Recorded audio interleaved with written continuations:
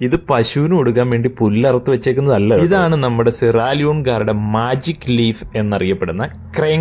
ഈ ഇലവർഗ്ഗങ്ങളൊക്കെ നിമിഷ നേരം കൊണ്ടാണ് കേട്ടോ ഇവർ കട്ട് ചെയ്തെടുക്കുക. കണ്ടോ ചേച്ചി ഇരുന്ന് കട്ട് ചെയ്യുന്നത്.